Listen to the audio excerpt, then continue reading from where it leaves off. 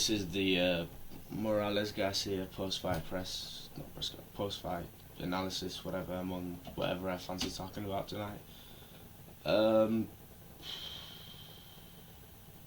yeah, I think he cheated. He thought I can't make this weight. Morales thought I couldn't make this weight, and he just maybe somebody just said, "Oh yeah, you could do this, and nobody'll notice, or nobody'll know." But the funny thing is, I'd be checking out that drug and whatnot, and a lot of athletes have claimed that it's from meat contamination. So using that specific drug, I remember when there was something about the under 21s World Cup or something. Actually, I think it was in Mexico, all tested positive. Like 107 nations tested positive, and it turns out it was traces of meat. So it could have been, it may have been, but I think he just thought, but this is just one man, so I just think it is. He did cheat, and he thought, I need to make the weight because he obviously didn't last time, and that was that. So, quick rundown of what happened. First round, Morales landing nice right hands, body landing nice. Garcia landing, it's late. Garcia landing nice body shots. Morales landing nice left hooks. Nice jabs, straight rights. I gave the first round to Morales. Well, the only round to Morales. Second round, nice jabs from Morales, nice rights, left and right hooks to the body from Garcia. I gave that an even round, 9-9, 10-10, however you want to call it. Third round, Morales, he only landed the left uppercut. This round was mostly Garcia. Nice body shot, jabs, and that beautiful straight right hand that just had Morales all over the place. I mean, Morales did well not to get hit by anything else until the bell ran out. It was only a few seconds, but it was obviously a Garcia round. You could even argue that you'd make this a 10-8 round because Morales did not do much, and he didn't get knocked down, but he really didn't do much aside from that uppercut. But 10-8, 10. 10-8, 10-9, it doesn't really matter.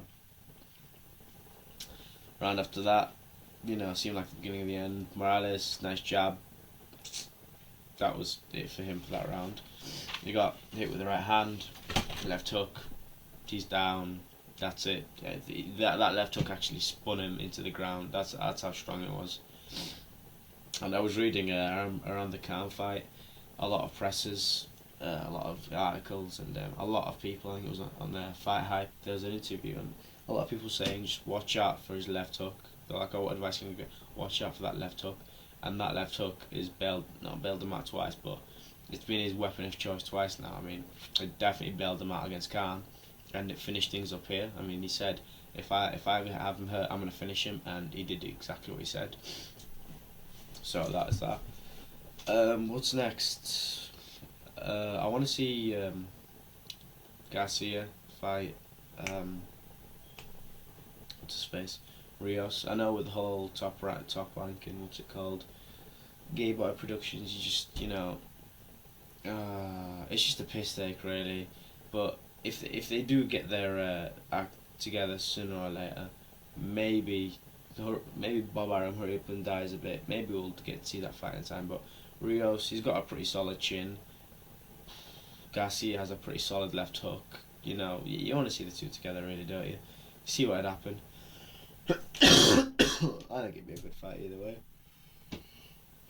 I think Rios needs a fight or two more at the 140 division because Michael Varado, no offense to the man, isn't exactly what you call stellar competition there. And Garcia is basically the man to beat. He is the best light welterweight at the moment. There's nobody really to challenge him. Or he could always fight Matisse. I can't remember he's fighting anyone at the moment, so there's always that. Morales, please retire. Just please retire. I don't know. I think he's well past it. He can't make weight, and a certain middleweight or light middleweight, I can't remember his name. He fought Peter Quinlan, and he said when you can't compete, that's when he knew how to retire, because he just came back out of retirement kind of. He'd been on a year layoff, and he said when he realised he couldn't fight at that high level anymore, where he'd be winning world championships, he'd call it a day, and that's when he called it a day. And I think that's a pretty smart thing to do. Came out with his health intact, still can lead a plentiful life. Morales, you don't know how much all this is going to take a toll on him in the future, but I mean, at best, he could maybe, because he said he wanted to have one fight in Tijuana, and just for the fans, and I think it should be with Marquez because we've all been waiting for that fight. For the record, I'll call it here. I think Marquez would win it just because I think he's aged better. He's adopted the 140 frame better, 140 pound frame better, and I mean, Morales at his best was always the featherweight days. So that's that. That the left hook that caught Garcia has been caught with. Not Garcia has been catching people with. That is a pretty solid left hook that you can't count with, and I think it will bail him out a few times in his career when one day he will be in trouble. He might be down on the cards, and before you know it, boom, there's that left hook. I mean, you get commentators saying, "Oh, there's nothing flashy about him. There's nothing." Well, you don't need to. He's got his father to do that for him. I'm not gonna lie to you. I mean, the amount of shit his father chats. While some of it does make sense and some of it is hilarious. Well, he's right there. They're like the dynamic duo, those two. But yeah, that's pretty much it. The rest of the card. What did I watch? The Alexander fight. Oh God, he needs to grow a fucking pair. I mean, he was basically Mike Jones, except he didn't get knocked the fuck out. He just, some things he did were just stupid. He gave Bailey way too much, like a lot of respect. And you could say, yeah, Bailey the knockout king with a lot of power, but he won Nonito Donaire style the last couple of fights. Not his last one, the last couple, where he's supposed to beat these people, but he doesn't look that impressive. So when you think about it, you just think, well, what happened here? Where did it all go a bit wrong? Because it was just a lot of punching in the air, and you just think, I know not every fight could be a Rios Alvarado fight, but still, you think he'd land something really meaningful, but there wasn't that much in it. I mean, if it was just from what it looked like to me, it seemed like a lot of activity going to waste. So there's always that. He does have a really, really wide stance, which I personally don't get. Maybe it gives it means you can sit down his punches a bit better, but I think that could put you off balance. I mean, as a southpaw, usually you are off balance when you try to throw your left hand because you have to reach further. But I think it gives him that extra bit of balance. The obvious, what's next for him is obviously Bradley, but top rank, blah. It's not going to happen anytime soon. So. We can wait. Maybe Aaron gets bored and decides to feed Bradley to him. I'm still confident the rematch would be as boring as the second. I think these two would clash heads all night long, and it'd probably get stopped over some accidental cut. I mean, the first fight was all bullshit the way it got stopped, and the way they were just bitch. Oh God, I don't even want to go into it. Paulie Manalaji. It's hard because he always comes out and he looks fresh, and he looks like he's going solid, and then somewhere down the line he fucks it up, like in the 11th when he got knocked down. He got back up straight away, and that was a matter of pride because you could tell in his face he was trying to say to the crowd, I'm not hurt, but he was obviously hurt because he was grabbing on for dear life straight after.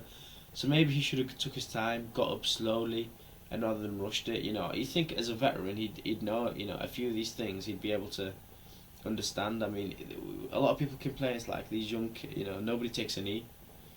When they're getting pummeled into the ground, they could take a knee and not lose to a TKO, but no, they all have too much pride. They're all stood there, and before you know it, their face is getting pounded in, and the ref has no choice but to stop it. So on a future fight with Hatton, yeah, I think it'd be good to watch if Hatton beats Shevchenko, that guy, and it's still the old Hatton. Hatton's gonna win. Not he'll never be the old Hatton, but he still possesses some of his qualities, his body punching, his pressure, his stamina. He'll beat Manalaji, no problem. Oh yeah, what else did I watch? Kell Brook ended things in spectacular fashion already. The guy was just a bum. I know you really shouldn't call someone a bum who goes into the ring and trains for it, but he wasn't exactly at the class of Brooks, and I don't know what the hell Brooks is still fighting these people because what is he, 25 and 0, 26 and 0, I can't remember. I mean, it's like Alexander is younger than Brooks, so you got to wonder there. So I don't know what he's doing at the moment. He got offered the Bradley fight, and he's like, no, I want to go chase the IBF title. So him and Alexander will probably meet in the future if he beats his mandatories and whatnot. But I don't know. He's got to shut the fuck up about Khan and Khan, especially going, oh, knock his chin off. What he doesn't understand is, while Khan has a shit chin and a shit defense, he can run like nobody's business. And it's not even the running; it's the people who have managed to expose Khan are some pretty solid punchers. Prescott's been one, Garcia's been one, and Madonna's been one. And my days, I think they could all have qualified the right to have the title of power puncher, and they can all hit pretty damn hard. As you can see by his left hook, he fucking spun Morales. If you haven't seen it, go watch it. Morales fully spun from that, so it wasn't just like it was like something out of a fucking cartoon. So realistically, he needs to shut the. If he really thinks he can expose Khan, great. But we need to see him against a better competition that can take us some sort of punch. So we know whether he really is the power punch he likes to make out. Whether he really is fundamentally solid. I don't know I don't think I've got anything to add to that. I'm knackered. I'm ill. I'm like, fuck, I've got no work tomorrow. I had a nice bit of JD. Yeah, that's about it really. I'm looking forward to Cotter, Trout. No real prediction on that. I've never been a big fan of Cotter for personal reasons, but as a man, you can't deny the man's hunger. I mean, he could have been in the driver's seat fighting some nobody.